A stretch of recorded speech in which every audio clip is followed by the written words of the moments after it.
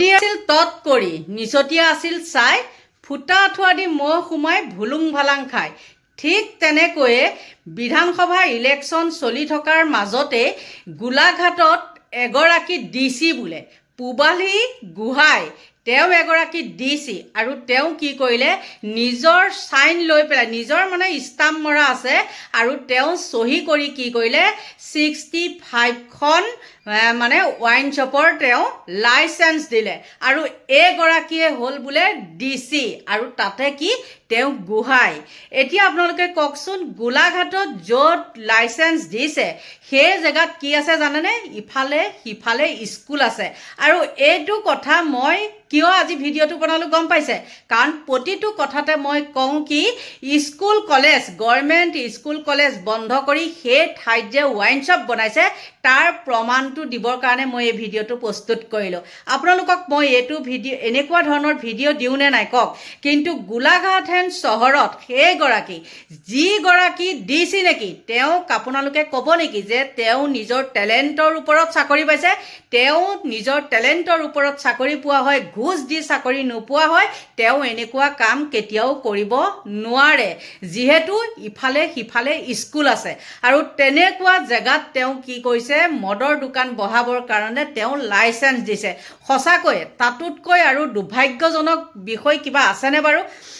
গতিকে আপোনালোকে সকলোৱে গম পায় সেইটো ছাইডে মানে কি হৈছে, সেই ছাইড বুলিয়ে নহয় অল একদম মানে হেৰিতে কি হৈছে মদ ভাং ড্ৰাগছ এইবিলাকৰ মানে পয়োভৰ বেছি হোৱাৰ কাৰণে উঠি অহা নৱপ্ৰজন্ম একেবাৰে শেষ।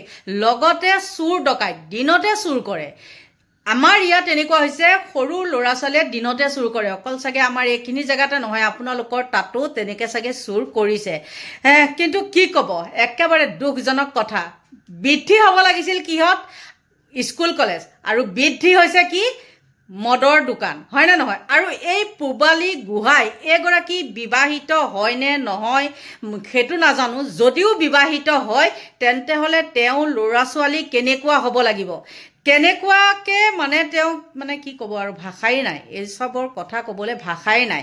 গতিকে তেওঁ যে চাইন মাৰিছে ষ্টাম্প মাৰিছে যে সেই ষ্টাম্প তেওঁ কাৰো পাৰ্মিশ্যন নোহোৱাকৈ মাৰিছে বুলি ভাবিছে নেকি? সেইটো কেতিয়াও নহয়, কাৰোবাৰ পাৰ্মিশ্যন পাইছে। আৰু এজনী ডিচি হৈ পেলাই তেওঁ এনেকুৱা কাম কৰিবলৈ লাজ পোৱা নাইনে? এতিয়া যে ছ'চিয়েল মিডিয়াত যে তালফাল লাগিছে তেওঁ লাজ পাইছেনে নাই বাৰু? মানুহে কিহৰ ওপৰত গুৰুত্ব দিব লাগে? শিক্ষাৰ ওপৰত, হয়নে নহয়? কিন্তু কিহৰ ওপৰত দিছে? মদৰ ওপৰত। লাজ পাব লাগে।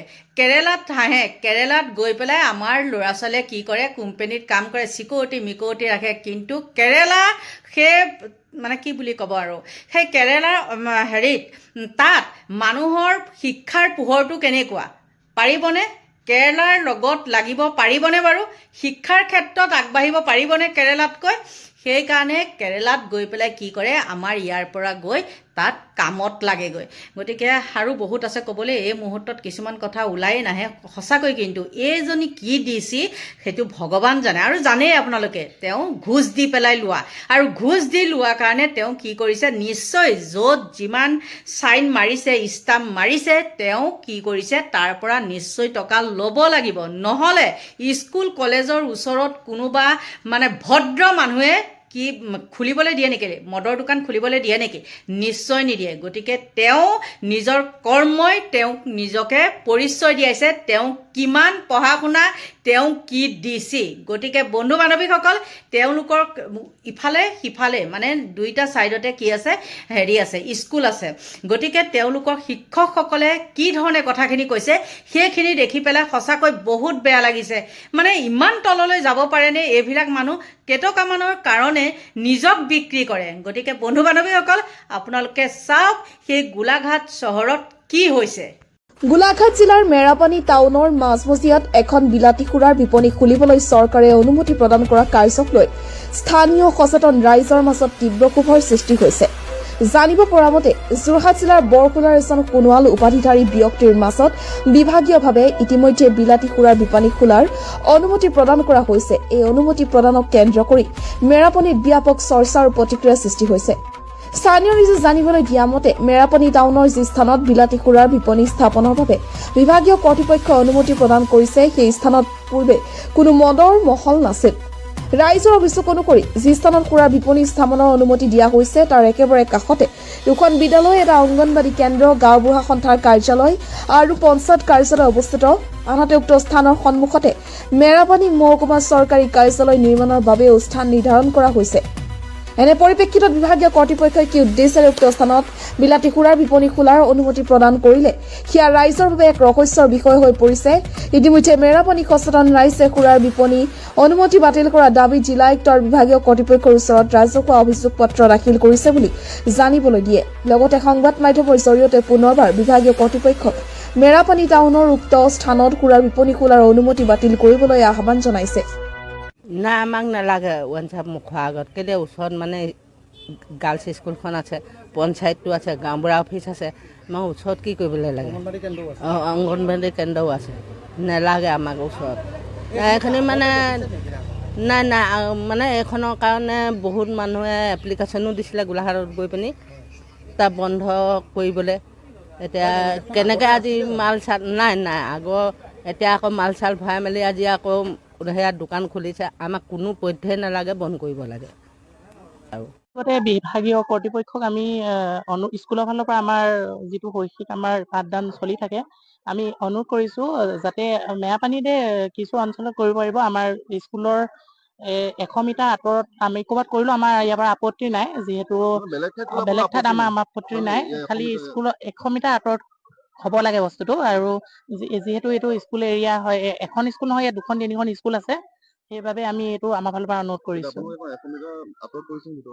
আমাৰ 100 মিটাৰ ওচৰতে পৰিব। এতিয়া আমি গম পোৱা মতে যিখন ৱাইনশ্বপ কৰিব লৈছে আঁতৰত হ'লে ভাল হ'ব।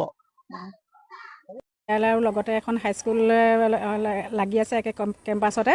ইয়াতে আমাৰ এইটো ৱাইনশ্বপ খুলিবলৈ লৈছে এজন মানুহে।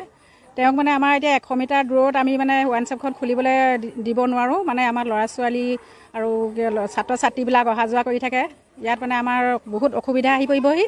আমি তেওঁলোকক সকলোকে আমি আহ্বান জনাইছোঁ যে ইয়াত ৱাইনশ্বপখন বহিবলৈ আমি দিব নোৱাৰোঁ।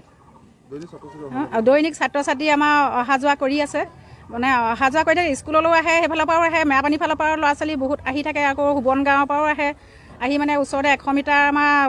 গোলাঘাটৰ পৰা স্মৃতিৰেখা শইকীয়া, ৰিপৰ্ট ট্ৰুথকাষ্ট। আপোনালোকে দেখিলেনে?